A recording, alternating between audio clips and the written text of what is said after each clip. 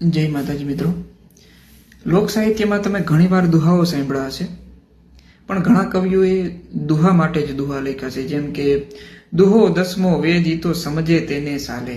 આપણા સાહિત્યમાં દુહાને દસમો વેદ કહેવામાં આવ્યો છે. દુહો દસમો વેદ ઈ તો સમજે તેને સાલે, બાકી વિયાતલની વેણ વાંજણી શું જાણે.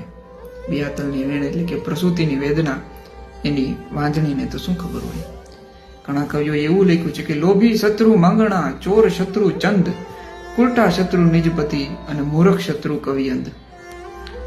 લોભી, જેવી રીતે લોભી માણસને માંગણ નથી ગમતા કારણ કે એ એમની વેદના નથી સમજી શકતા.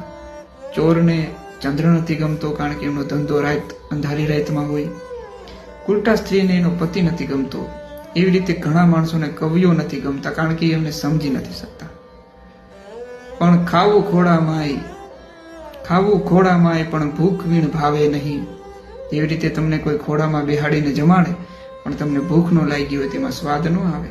ખાવું ખોડામાંય પણ ભૂખ વીણ ભાવે નહીં, એમ દુહો દિલમાંય ઉલટ વીણ આવે નહીં. જ્યાં સુધી કવિઓના હૃદયમાં લાગણીની વિનાશ ન આવે ત્યાં સુધી દુહો ઉગતો નથી. કહેવાનો મારો અર્થ કે એક દુહો એમનેમ નથી રચાઈ જતો. એની પાછળ કાંઈક ને કાંઈક કારણ હોય, કાંઈક ને કાંઈક ઇતિહાસ હોય, કાંઈક ને કાંઈક લાગણી હોય, કાંઈક ને કાંઈક ભાવના હોય. હવે જ્યારે પણ તમે દુહો સાંભળો તો એને સમજવાનો પ્રયત્ન જરૂરથી કરજો. જય માતાજી.